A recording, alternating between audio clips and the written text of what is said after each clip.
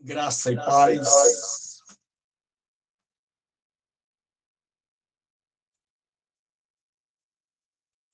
A todos e a todas. Nós estamos para mais uma aula do Seminário de Educação Teológica das Assembleias de Deus, o CETAD. Eu sou o professor Gilberto Rebouças, e esse é o o nosso CETAD, Seminário de Educação Teológica das Assembleias de Deus. Nós estamos estudando a carta aos Hebreus. E hoje nós vamos iniciar o capítulo 8.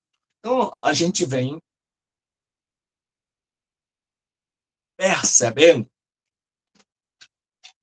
que na carta aos Hebreus, o autor ele vem comparando a antiga aliança com a nova aliança em Cristo. E ele vem mostrando a superioridade desta. A superioridade de Cristo como revelação final, comparada com os profetas do Antigo Testamento, cuja revelação caminhava para o fim, estava no meio, mas não era a final. A revelação, a superioridade de Jesus em relação aos anjos, a Moisés. Nós vimos a Josué, a sua superioridade em relação a todos as personagens, os grandes vultos em relação a Abraão, sua superioridade em relação a Abraão, sua superioridade em relação ao sacerdócio levítico. E aí agora, no capítulo 8, ele vai dizer o seguinte, tá? Nós vamos ver que ele vai, no capítulo 7, ele fala do sacerdócio de Melquisedeque superior ao sacerdócio levítico. E agora, no capítulo 8, ele vai falar agora do ministério de Jesus Cristo, que é da ordem de Melquisedeque. Então, ele fala que existem duas ordens sacerdotais. A primeira é a ordem eterna, que é denominada, Deus abençoe, Evanísio, de ordem de Melquisedeque. E a segunda, essa ordem é eterna, a segunda é uma temporal, que tem começo e fim. É a ordem levítica, onde Arão e seus descendentes são os ministros do santuário. E agora, o autor de Hebreus, ele vai falar do trabalho, não mais da ordem. Ele já mostrou que a ordem é superior. E agora ele vai mostrar... Deus abençoe, Adriano. Está dando para ouvir direito aí, Vanísio? Dá sim, pastor. Amém. Deus abençoe, Adriano. Então ele vai mostrar que a obra de Jesus Cristo, o ministério, é superior aos sacerdotes levíticos. E ele vai falar também de uma aliança superior. Então, como eu coloco sempre o texto, depois nós vamos agora para a exposição desse texto. Então, ele vai mostrar que Jesus é o perfeito sacerdote. E diz, ora, o essencial das coisas que temos dito ele agora vai fazer uma espécie de resumo, de dizer de tudo que eu venho ensinando, de tudo que eu venho argumentando, agora, o essencial. Ele vai falar da essência, do conteúdo principal. E aí,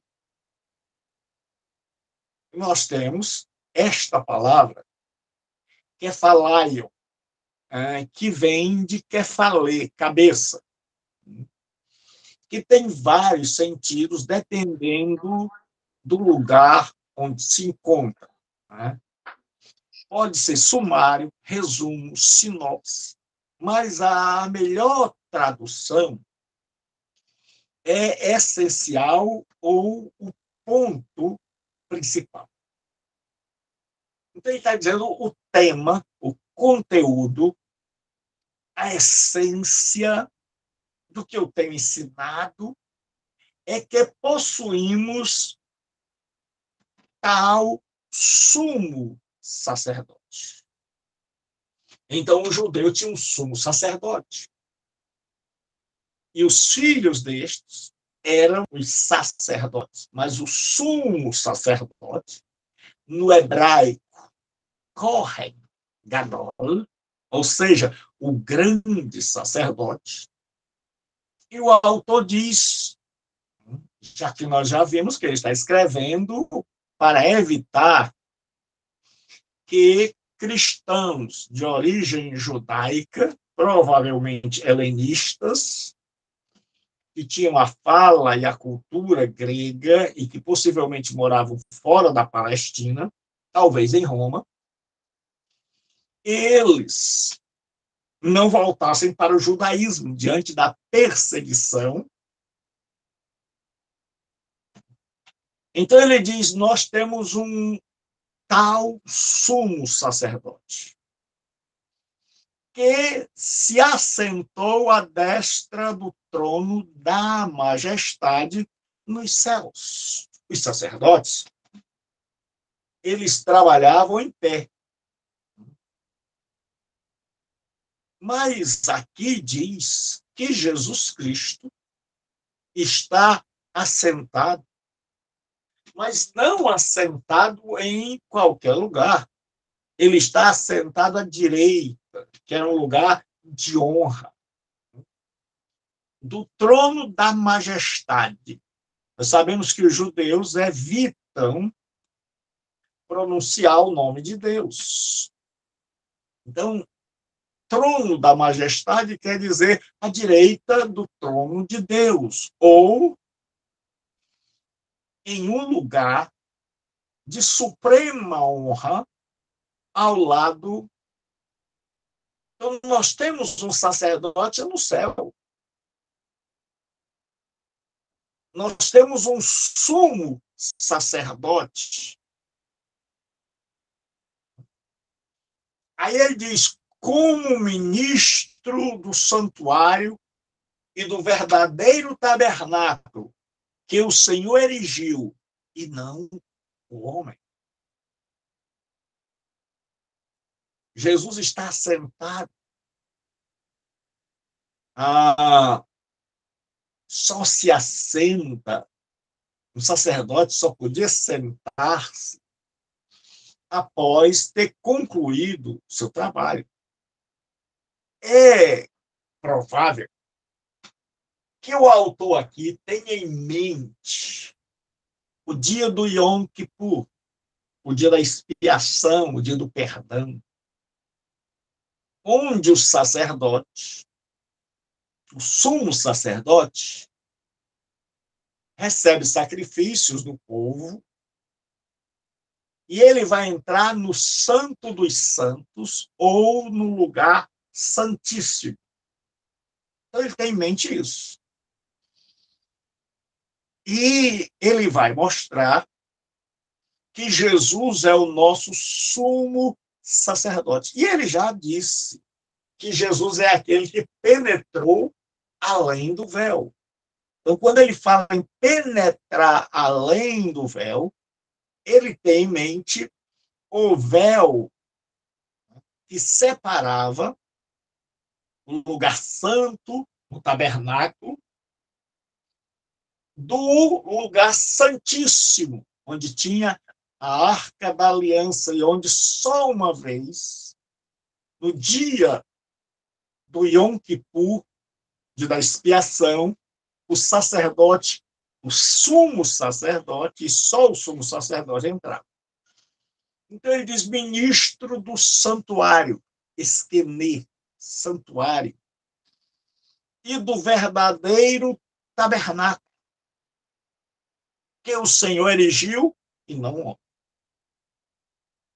Então, alguns aqui pensam que o autor tem alguma ligação com o pensamento platônico e neoplatônico. Se você que é meu aluno está fazendo também a aula de introdução à filosofia, vai saber do que eu estou falando. Platão e depois o chamado neoplatonismo, né? Platão dividia o mundo em duas. Para ele existiam dois mundos: o mundo das ideias ou numenal, o mundo perfeito, seria mais ou menos o que nós chamamos de céu, e o mundo aqui, o mundo imperfeito. Então, depois, o platonismo vai desenvolver essa filosofia. E que no mundo perfeito, o mundo das ideias, tudo lá, tudo que aqui tem era uma réplica daquilo que existe neste mundo perfeito. É como se nós criássemos uma filosofia e nós disséssemos, olha, tem um céu. E lá nesse céu, tudo que existe lá é perfeito. E a Terra é um lugar semelhante ao céu, só que imperfeito. Lá, só perfeição. Aqui, cá, só imperfeição. Então, o platonismo defendia, e o neoplatonismo, dois mundos. Um mundo perfeito e um mundo imperfeito. E alguns acham que o autor de Hebreus foi influenciado pelas ideias platônicas e neoplatonistas. Mas é bem possível que não. Por quê? Porque ele está dizendo aqui que tem um santuário que o Senhor erigiu e não o homem. Então, o autor está nos dizendo que há um santuário feito por Deus. E há um santuário, que era o tabernáculo, que foi feito por Moisés, né? Com a ajuda de Bezaleel, né? Aholiabe e todos os filhos de Israel que construíram o tabernáculo. Então, este tabernáculo cá, terra, seria uma imagem, uma espécie de maquete imperfeita de um santuário celestial que Deus erigiu e não o homem. Mas é bem provável que o autor não esteja pensando na filosofia grega desses dois mundos, mas é possível e bem provável que ele esteja pensando lá no livro do Êxodo, onde Deus chega para Moisés e Deus diz a Moisés que lá no monte cuida em fazer conforme eu te mostrei, segundo o modelo que te foi mostrado no monte. Então, Deus deu um modelo a Moisés, lá no monte, mostrou a ele, e ele devia fazer segundo. Deus deu uma planta, uma espécie de maquete. Deus mostrou a Moisés, está aqui, com tudo o que ele precisava, as medidas, né, de comprimento, altura, o material. Então, tudo foi mostrado a Moisés. E é isso que o autor tem em mente. Então, ele tem em mente o seguinte, que existe um ministério sacerdotal que age, que trabalha, que oferece dons, são ofertas de comida aqui na Terra. Mas que existe um tabernáculo no céu, um santuário no céu, e que Jesus Cristo ministra, não neste santuário da terra, mas no santuário celestial. Então, ele diz que Jesus é o ministro do santuário e do verdadeiro tabernáculo que o Senhor erigiu, e não o homem. Então, para ele, e aí, ao longo da história, os intérpretes imaginaram que esse santuário era a igreja, o verdadeiro Israel, e outros imaginaram que existe um santuário no céu onde Jesus ministra, né? Onde o trabalho de Jesus é desenvolvido. E o que a Bíblia nos diz é que Jesus, João diz que nós temos um advogado que intercede por nós diante do Pai. Então, Jesus exerce esse ministério de sacerdote diante do Pai.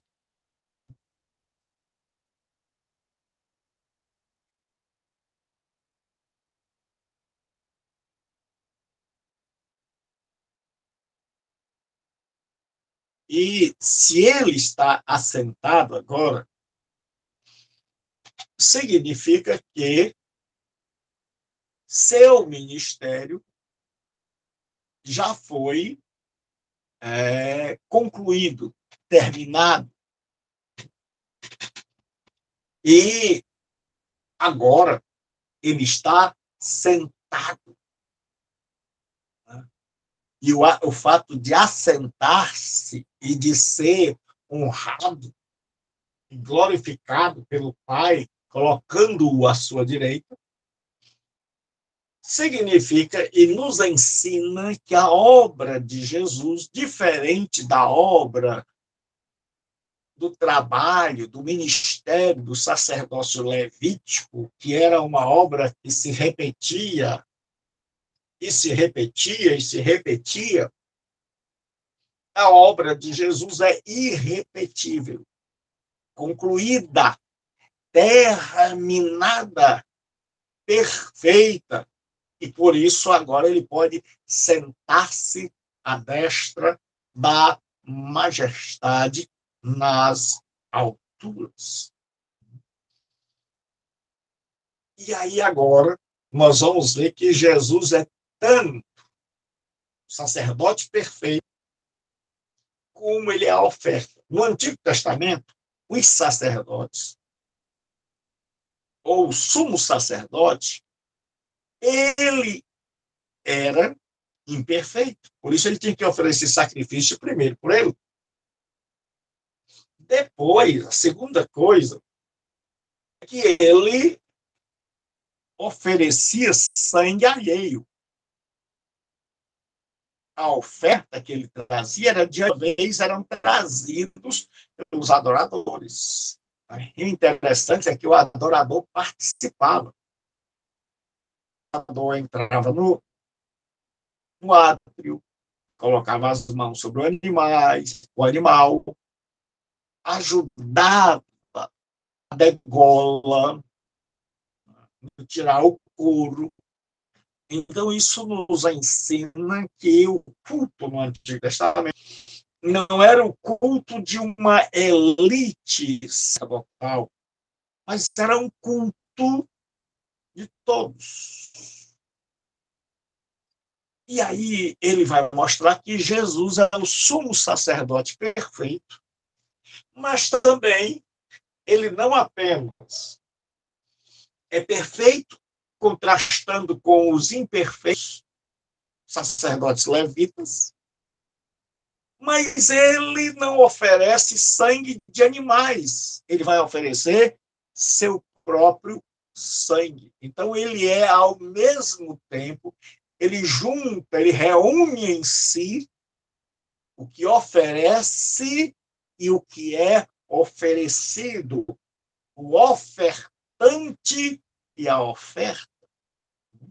Note a oferta, o sumo sacerdote, aí assim, pois todo sumo sacerdote é constituído para oferecer tanto dons como sacrifícios.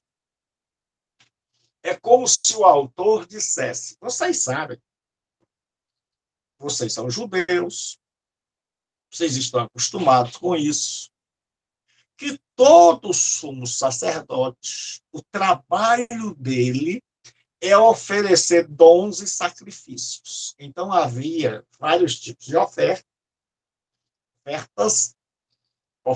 pacíficas, a chamada shelamima, oferta de pães de cevada, de trigo, com azeite, ofertas cruentas, que são ofertas com sangue, e ofertas incruentas, que são ofertas sem sangue. Então, dons e sacrifícios, esse dom significa ofertas incruentas, ou seja, ofertas que não tinham sangue, ofertas de pão, de cevada, de farinha, etc. E ofertas cruentas, são sacrifícios. É isso. Por isso, era necessário que também esse sumo sacerdote tivesse algo para oferecer. Esse é Jesus. Ele está dizendo: vocês sabem que todo sumo sacerdote é escolhido do povo, do meio do povo, da tribo de Levi, da descendência de Arão, e ele vai oferecer alguma coisa a Deus. E ele diz: Jesus também, se ele é sumo sacerdote, ele tem que ter algo a oferecer. Aí ele diz: ora, ele está partindo do pressuposto de que Jesus tem um sacerdócio ou espiritual ou celestial. Existem essas duas interpretações. E ele diz assim: ora, se ele estivesse na terra, então Jesus está realizando seu sacerdócio no céu, ou de forma espiritual. Mas aqui a ideia é que Jesus está oferecendo seu, fazendo, ministrando em um santuário que é contrastado com o santuário terreno. Enquanto o terreno foi feito pelos homens, o santuário onde Jesus exerce o seu ministério foi erigido por Deus. O santuário onde os levitas trabalham é o terreno. Então, o de Jesus é o celestial. E aí ele diz, ora, se ele, Jesus, estivesse na terra, nem mesmo sacerdote seria. Visto que existem aqueles que oferecem os dons segundo a lei. Então, ele está dizendo, olha, tem um santuário celestial, onde Jesus entrou além do véu, ou seja, foi a presença de Deus,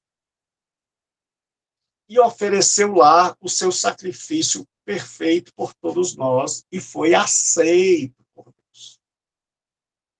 E ele diz que Jesus agora ministra esse santuário, e ele diz, se Jesus estivesse aqui, na terra, já tinha o sacerdócio levítico. E Jesus não poderia trabalhar, exercer seu ministério, porque na terra já tem aqueles que fazem esse trabalho, que o autor vai chamar de figura, de sombra. Então, o que o autor está querendo nos ensinar é que o trabalho aqui na Terra é uma sombra, é uma imagem imperfeita de algo perfeito,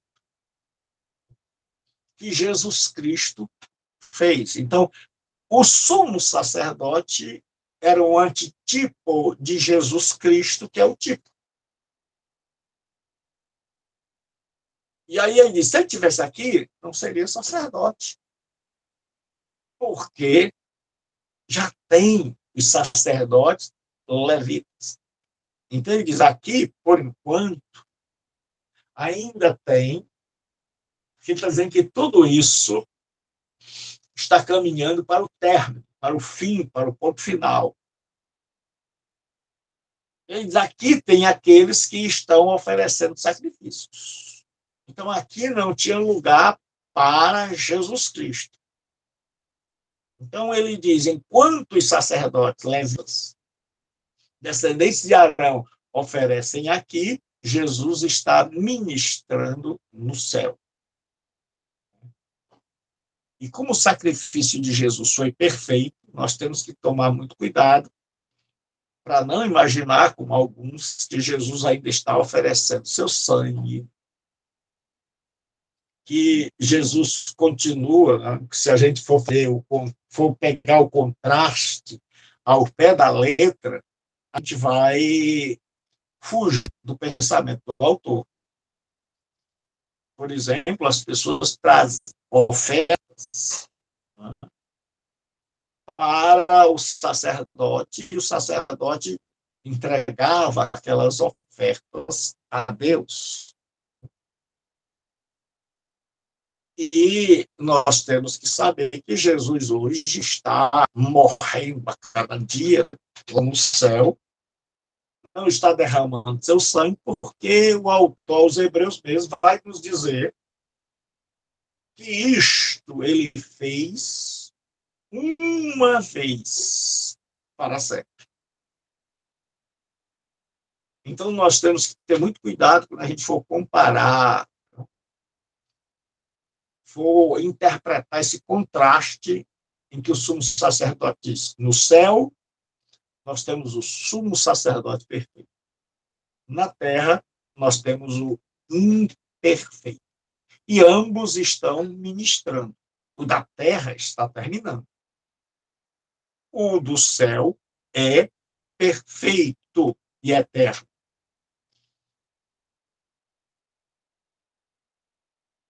Então, ele vai nos dizer agora que o santuário terreno é uma figura do celestial. É por isso que alguns intérpretes que acham que há uma espécie de ligação, até de dependência, do autor de Hebreus com a filosofia grega. Porque, como eu já expliquei, havia a questão dos dois mundos de Platão. E aí ele diz assim, os quais ministram em figura e sombra das coisas celestiais. Quem são esses? Os quais são os sacerdotes levitas. Eles ministram, eles trabalham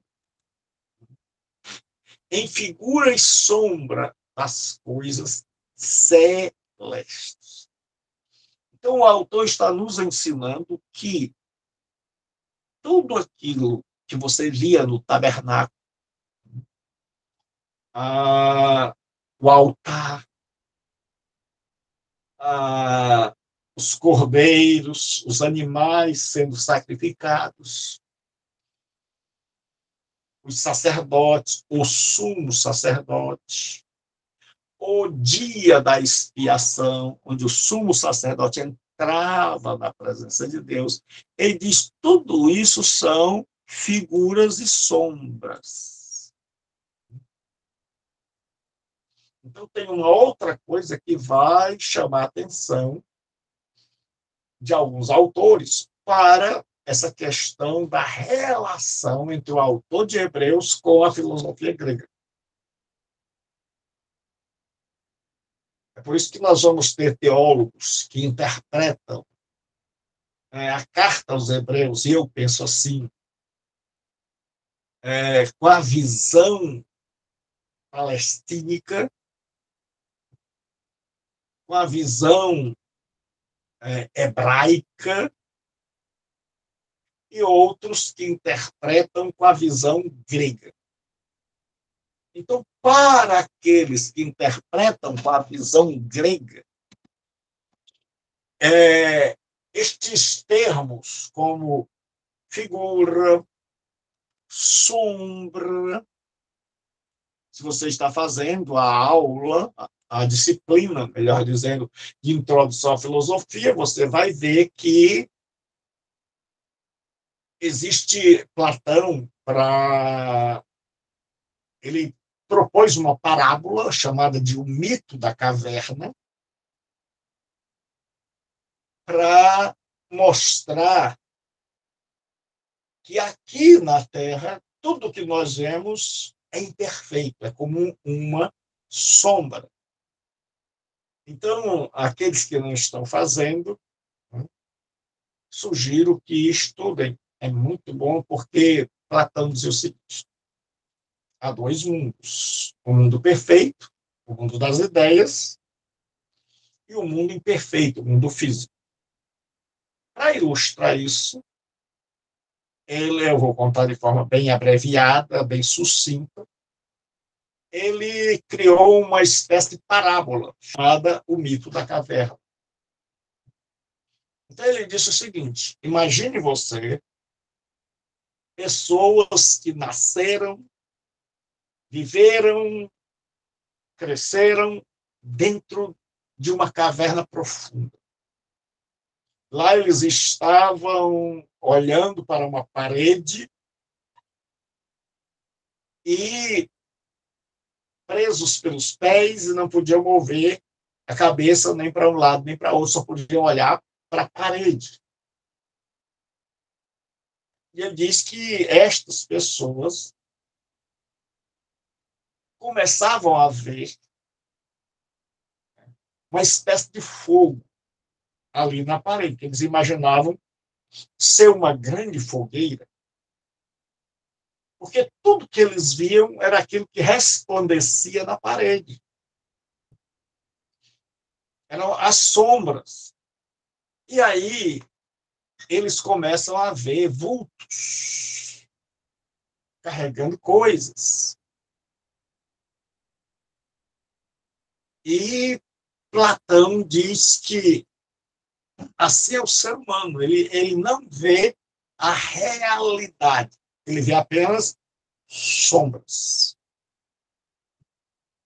Então, quando alguém, o escritor aos Hebreus, fala em sombras, figura, imperfeito no céu, imperfeito na terra, eles fazem logo a associação, o link, a ligação entre Platão, o neoplatonismo e o autor de Hebreus.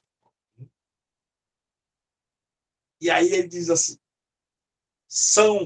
então, para terminar lá o mito da caverna, ele diz o seguinte, imagine você que alguém um dia soltasse algum desses e ele saísse e percebesse que passou a vida toda naquela caverna, vendo apenas sombras, e ele descobrisse que aquelas sombras que eles viam eram homens, mulheres carregando estatuetas, transitando, trabalhando para lá e para cá. Que aquela imagem que eles imaginavam que era o fogo, era o sol que adentrava a caverna. De fora da caverna havia um mundo imenso. E Platão dizia, imagine se esse homem volta e vai dizer lá aos encarcerados que tudo aquilo que eles estão vendo não é a realidade, é apenas uma sombra. Então, eu aconselho você a ler o Mito da Caverna. Você pega a internet, aí coloca assim, eu quero ler o Mito da Caverna, de Platão.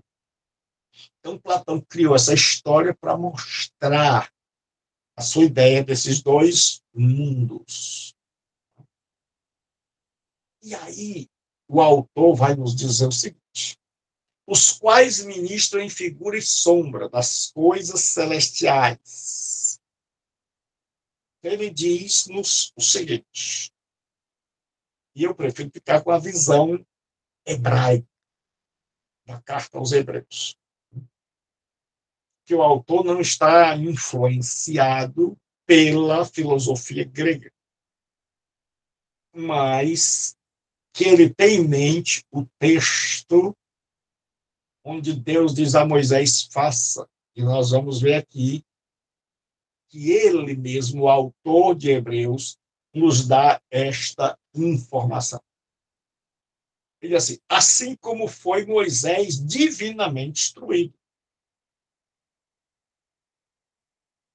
Quando estava para construir o tabernáculo, pois diz ele, vê que faças todas as coisas de acordo com o modelo que te foi mostrado no monte.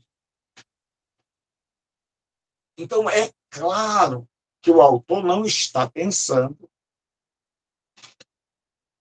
na filosofia grega, única e exclusivamente. Ele pode até ter conhecimento da filosofia grega, já que o grego o grego de Hebreus é algo assim especial, um grego altamente dentro da gramática, um grego muito bom, excelente, acadêmico. Então é possível que um homem tão culto soubesse do mito da caverna, dos dois mundos, mas é improvável que este conhecimento tenha sido a fonte dos seus ensinos. Pelo contrário, ele mesmo está dizendo aqui que a fonte de onde ele retirou estes ensinos é o Antigo Testamento, mais precisamente o livro do Gênesis, onde Deus, quando Moisés chega lá, Deus diz, Moisés, tenha cuidado em fazer de acordo com o que você viu lá no monte. Então, Deus mostrou a Moisés o santuário celestial, ninguém sabe como, há um silêncio na Bíblia, ninguém sabe como ele viu, mas ninguém sabe se foi uma visão, possivelmente, porque diz que foi mostrado, se foi mostrado, significa que ele viu. Então, Moisés deve ter tido uma visão de como era o santuário celestial. E Deus diz: faça o terreno conforme o celestial. E esse texto se encontra em Êxodo 25, 40. E eu coloquei aqui: vê, pois, que tudo faças segundo o modelo que te foi mostrado no monte. Êxodo 25 e 40. Então, agora, o autor já mostrou a superioridade do ministério de Jesus Cristo como nosso sumo sacerdote. Que ele opera, ele ministra no santuário celestial, não no terreno, que ele está assentado à destra de Deus, da majestade nas alturas, que é o nome que substitui o nome de Deus. E agora ele vai lembrar, ele vai trazer para a pauta a nova aliança. Ele vai lembrar da profecia principal, a de Jeremias 31, onde Deus promete fazer uma segunda aliança. E aí o autor vai usar esse texto para mostrar que se Deus já está dizendo que vai fazer, já está dizendo que vai fazer uma segunda aliança, é porque a primeira, a aliança com Moisés no Monte Sinai, ela não resolveu a questão. Então, porque a premissa, o pressuposto do autor é que se esta primeira aliança tivesse resolvido, então não haveria lugar para uma segunda aliança. Tudo estaria resolvido. Mas, segundo o autor de Hebreus, é que se há uma segunda aliança, se Deus diz, olha, eu vou fazer uma segunda aliança, é porque a primeira não deu certo. E nós vamos ver em que sentido ela não deu certo. E aí ele vai pegar o texto, como ele está falando para judeus, ele vai pegar o Antigo Testamento, até porque o Novo Testamento ainda estava sendo escrito. Aí ele vai dizer que Jesus é o mediador desta nova aliança. Esse, agora,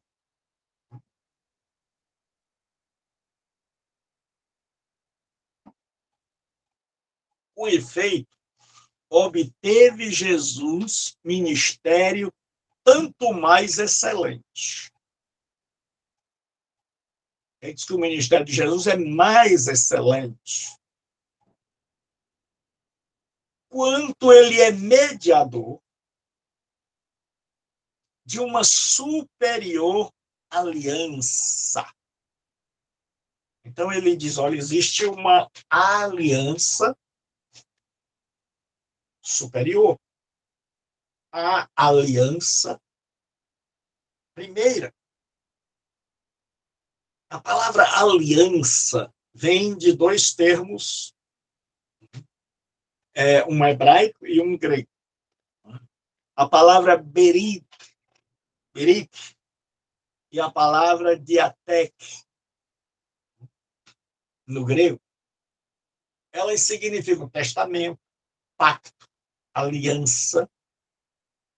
Na antiguidade, existia alianças, acordos, pactos, contratos,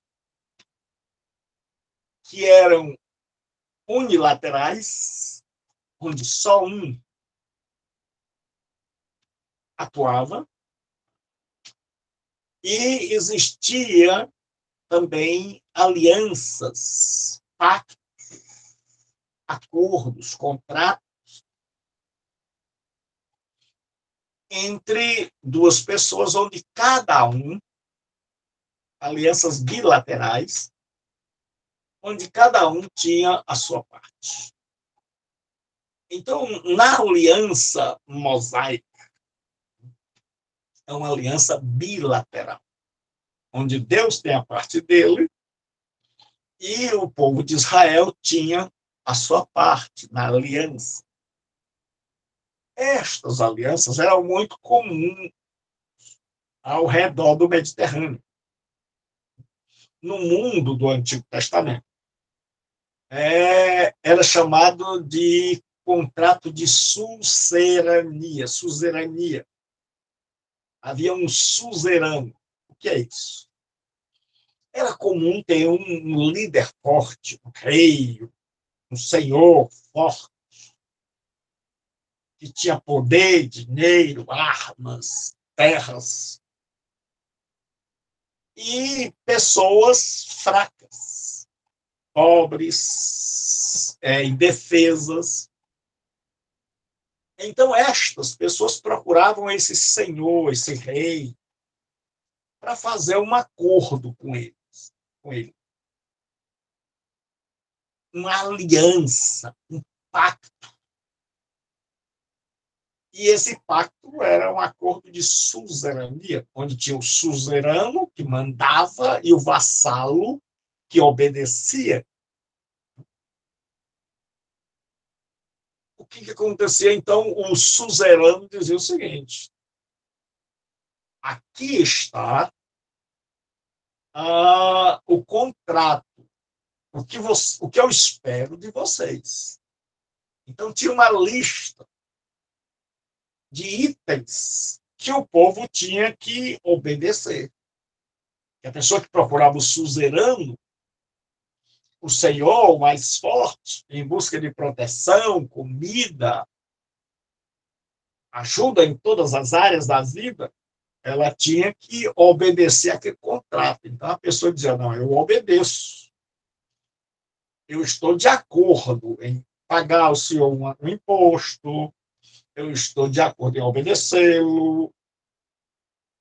E o senhor tinha a parte do suzerano, onde dizia: eu prometo defender você, eu prometo dar comida a você, eu prometo que você vai ter terras para plantar. Então, havia, de um lado, as estipulações do suzerano, e do outro, os direitos do vassalo. Então, uma vez que havia um acordo, era realizado a berite, ou a diateque, a aliança. A aliança estava firmada. Uma vez firmada, nenhum dos dois poderia quebrar. Então, Deus fez uma aliança com a nação de Israel. E nessa aliança tinha um mediador, o mediador da antiga aliança, que a Bíblia é um livro que tem várias alianças, mas as principais que ele contrasta é a antiga aliança com Moisés e o povo de Israel, e a nova aliança, tendo Jesus como mediador com a igreja. Então ele diz assim: instituída com base em superiores promessas. Então ele diz: olha, a nova aliança, Jesus é o mediador da nova aliança, essa aliança é superior e ela tem promessas. Lembre-se que no contrato de suzerania, a pessoa diz: eu te obedeço, mas o suzerano fazia promessas. Aí ele diz: porque se aquela primeira aliança, a aliança com Moisés, tivesse sido sem defeito, de maneira alguma estaria sendo buscado lugar para uma segunda. A argumentação do autor é, já que Deus falou numa segunda, é porque a primeira não deu certo. E Paulo diz que o mandamento de Deus é justo, santo e bom. Então, o problema não estava com a aliança feita por Deus. O problema estava, como sempre, com o povo. Não era do lado de lá, era do lado de cá. Então, o autor diz, olha, já que Deus fala de uma nova aliança, é porque essa primeira aliança não é definitiva. Ela tem começo e tem fim. E ela tem um propósito. Ela leva a um lugar que é Jesus Cristo. E aí a argumentação dele é, se Deus fala de uma segunda, é porque essa primeira vai terminar. É porque essa primeira, ela não é perfeita. Não quer dizer que o Antigo Testamento fosse imperfeito. Mas significa que ele não é completo. Significa que aquilo que Deus fez no Antigo Testamento era uma preparação. Era algo correto, puro, santo, bom. Mas era uma preparação para algo maior. E o grande problema é que as pessoas imaginaram que a religião, o judaísmo e a antiga aliança era tudo. E não apenas uma parte do processo salvífico de Deus. Uma parte que conduzia a um fim, um meio que levava a um fim, mas imaginaram o meio como fim. E quando eu imagino que o meio é o fim, é claro que eu nunca vou querer chegar ao fim, eu vou permanecer sempre no meio. Esse foi o grande problema dos judeus.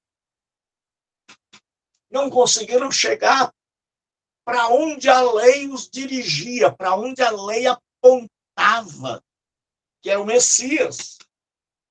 Mas ficaram com a lei. Não imaginaram que a lei era uma estrada que levava a um lugar, e não um lugar onde eles deviam descansar. Então, eles viram a lei como um lugar. Chegaram ali e disseram, aqui é o fim. Aqui é a revelação última de Deus. E eles não entenderam que aquela não era a revelação última de Deus. E o autor está dizendo, olha, se fosse para parar aqui, se a lei pudesse salvar, se a antiga aliança pudesse transformar a vida de vocês, se ela fosse sem nenhum problema, se ela não tivesse nenhuma fraqueza, como Paulo vai dizer que ela estava enferma pela carne, ele está dizendo, olha, se ela fosse sem defeito, ela seria o fim. Mas como ela tem suas limitações, ela é um caminho que leva a um fim. E ele diz, por isso, tem não apenas a primeira aliança, mas Deus prometeu que o fim, o telos, não está na primeira aliança, mas na segunda. Em Jesus e não em Moisés é que nós temos o fim. A revelação última de Deus para a humanidade. E aí ele continua.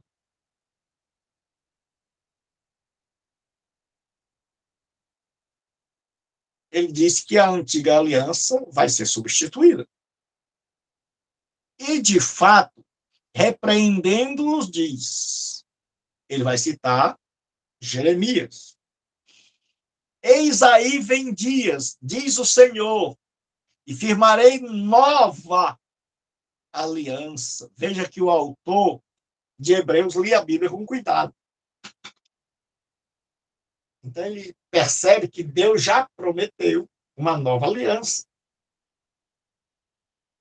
E se há necessidade de uma nova aliança, é porque há algum problema, alguma limitação na antiga.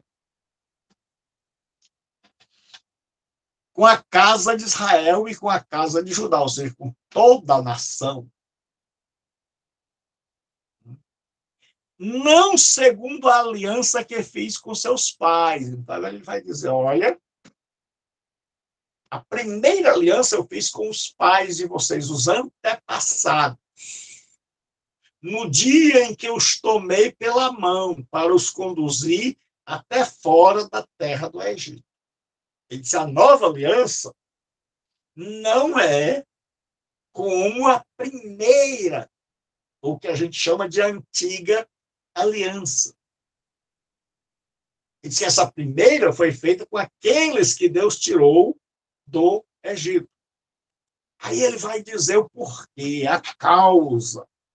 Pois eles não continuaram na minha aliança. Então, está aqui o motivo de uma nova aliança. É que o povo, como eu disse, o problema não está do lado de lá, não é com Deus, é do lado de cá. O povo de Israel quebrou essa aliança. Então, Deus fez a sua parte.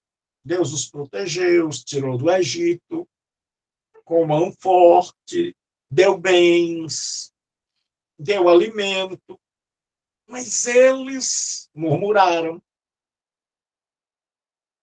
eles pecaram, fizeram imagens, adoraram a Baal Peor. Então, eles mal saíram do Egito, nem terminou a lua de mel, porque a saída de Israel do Egito era como se Deus fosse buscar uma noiva e Deus fosse o marido. Então, no deserto, eles estão em lua de mel, na libertação. Mas esta nação, esse povo, essa antiga aliança, essa geração com quem Deus fez essa aliança, eles quebraram a aliança. Eles não fizeram a parte deles. Não continuaram na minha aliança. E eu não atentei para eles, diz o Senhor. Então, o autor está dizendo, o povo quebrou a aliança. Houve uma espécie de divórcio espiritual. O povo preferiu os ídolos, preferiu os deuses pagãos. E aí se divorciaram de Deus, do Yahvé. Então ele diz, olha, eles quebraram a aliança. Deus estipulou, está aqui, lá no Monte Sinai, quando foi feito, Deus disse, Moisés, leia o livro da lei. Assim como no contrato de suzerania, o que eu acho maravilhoso é que Deus não... ele trata com o homem com algo que o homem conhece. Por isso que é bom estudar as Escrituras, porque é uma volta ao passado, ao mundo da Bíblia. E quando a gente lê, a gente começa a compreender a Escritura. Por quê? Porque a gente volta, através dos livros, ao mundo, a conhecer o contexto, aos modos, as práticas, as alianças, os acordos, o tipo de gente, a língua, como eles viviam, como eles agiam, como eles pensavam. Então, Deus faz uma aliança, e ele faz uma aliança, ele escreve seus mandamentos, está aqui. Entrega a Moisés, para Moisés entregar ao povo, e ele manda, Moisés lê o livro da lei. Moisés lê, quando Moisés lê, o povo diz amém, que é um verbo hebraico. E quando o povo diz amém, eles estão dizendo, em outras palavras, eu aceito. Eu estou de acordo com todas as suas exigências. Mas é tanto que lá tinha as bênçãos da obediência e as maldições da desobediência. Estava tudo lá escrito. Mas o povo esqueceu disso. Então, eles quebraram. E aí, o que acontecia quando a pessoa quebrava? As maldições caíam sobre eles. Então, as maldições começaram a cair sobre aqueles que quebraram a aliança com Deus. E aí eu coloquei aqui o texto do 31 ao 34, Jeremias 31 a 34, onde Deus fala dessa nova aliança. Ele diz assim: eis que vem dias, futuro, esses dias ainda vêm, diz o Senhor, em que firmarei nova aliança. Então, é com a nova aliança, com a casa de Israel. Então, muitos interpretaram que, como o texto era aliança com a casa de Israel, eles pensavam que era depois do cativeiro. Jeremias escreveu, foi o último do Reino do Sul a escrever. Então, eles achavam, muitos acharam que essa nova aliança ela se cumpriu com a volta, com o retorno. Mas essa nova aliança se cumpriria com o Messias. É tanto que Jesus diz: este é o cálice da nova aliança no meu sangue. Não conforme a aliança que fiz com seus pais, no dia em que eu os tomei pela mão para os tirar da terra do Egito, porquanto eles anularam a minha aliança. Não obstante eu os haver desposado. Veja que a linguagem é de marido e mulher, diz o Senhor. Então Deus disse: eles anularam. Eu tirei como um noivo tira uma noiva, tirei eles do Egito, mas eles foram infiéis. Como a mulher, eles me traíram. Porque esta é a aliança que firmarei com a casa de Israel depois daqueles dias. Diz o Senhor: na mente lhes imprimirei as minhas leis, também no coração lhes escreverei. Então, essa nova aliança não é algo externo, é algo interno. Não é algo onde Deus escreve exteriormente, numa pedra, mas é algo que Deus coloca na mente e no coração. E assim: eu serei o seu Deus. Lembra da suzerania? Serei o seu suzerano. E eles serão o meu povo. Aí diz assim: não ensinará jamais cada um ao seu próximo, nem cada um ao seu irmão, dizendo: conheces ao Senhor? E está dizendo que essa nova aliança vai ser uma nova aliança onde não vai haver ignorância, analfabetos espirituais, pessoas que não conhecem a Deus. Porque nesta nova aliança, que é trazida por Jesus Cristo, Deus vem aos homens. Aí ele diz: porque todos me conhecerão, e o Verbo se fez carne, habitou entre nós, e vimos a sua glória, desde o menor até o maior deles, diz o Senhor. E ele diz: pois perdoarei as suas iniquidades. A terceira coisa é perdão. É que esta nova aliança é baseada também no perdão. É que tudo começa com o perdão. Pois perdoarei as suas iniquidades, e de seus pecados jamais me lembrarei. Então, agora o autor está falando da nova aliança. E aí ele diz o seguinte: ele agora pega aquele texto e ele vai ministrar ao povo.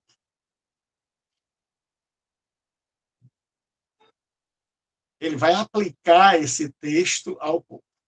Aí ele diz assim, depois que ele termina de aplicar, como nós já vimos, ele diz, quando ele, Deus, diz nova, torna antiquada a primeira, ora, aquilo que se torna antiquado e envelhecido está prestes a desaparecer. Então ele diz o seguinte, Deus fez uma nova aliança. Esta nova aliança, ela torna antiquada a primeira. Por que que ela torna antiquada e envelhecida a primeira aliança? Porque quando você vê o sacerdote entrando uma vez por ano no lugar santo, com sangue alheio de animais, e o povo do lado de fora esperando perdão, os cristãos já deviam saber que tudo aquilo se cumpriu na pessoa de Jesus Cristo.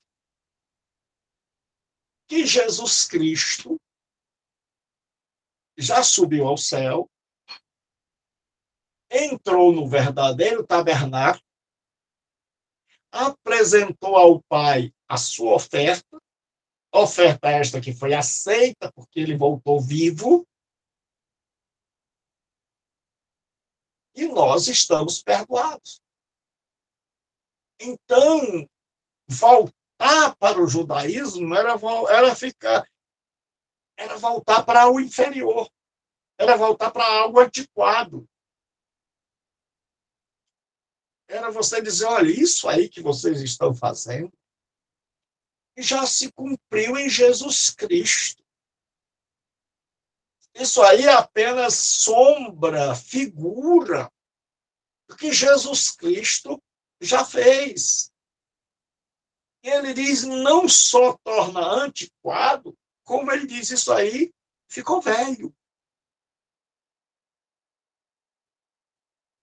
Ele diz agora, Deus passou todo o Antigo Testamento ensinando a vocês a lei, que precisava de um sacerdote, que precisava entrar na presença de Deus, que havia separação entre vocês e Deus por um muro. E vocês passaram todo o Antigo Testamento com essa primeira aliança. Mas o que aconteceu? Todos os anos vocês pecavam. Todos os anos vocês precisavam de um novo sacrifício.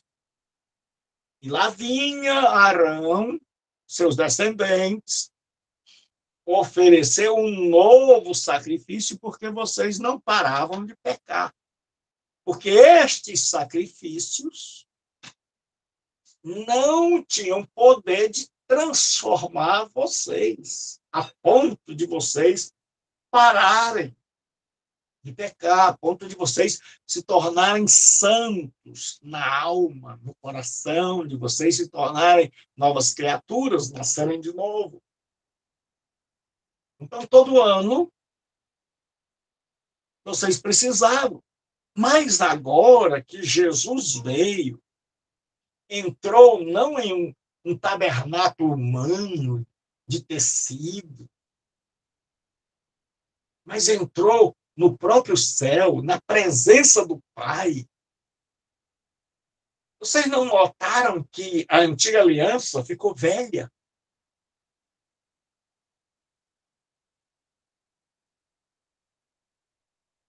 Vocês não notaram isso? E ele diz, e está prestes a desaparecer. Ou seja, ainda está funcionando. Ele está dizendo, mas vai ser substituída. E foi o que aconteceu. É que a antiga aliança foi substituída. Arão foi substituído por Moisés. o sacerdócio levítico pelo sacerdócio de Jesus. A lei agora encontra sua completude no Evangelho. É por isso que Paulo diz que nós não estamos debaixo da lei, nós morremos para a lei. Por quê? Porque nós não participamos mais da antiga aliança. Nós não guardamos mais o sábado, porque nós não estamos mais na antiga aliança, mas na nova. O sábado apontava para o verdadeiro descanso que o ser humano encontra em Cristo. E aí o que acontece? Ele diz, olha, isso vai desaparecer para dar lugar a algo novo. Então ele está dizendo por toda a carta, o antigo vai desaparecer para dar lugar a algo novo. Fiquem com Deus. Alguma pergunta? Fiquem com Deus. Que Deus os abençoe. Vejam Amém. Quantas vezes for necessário. Tenham uma boa noite. Boa noite, Fiquem com pastor. Deus.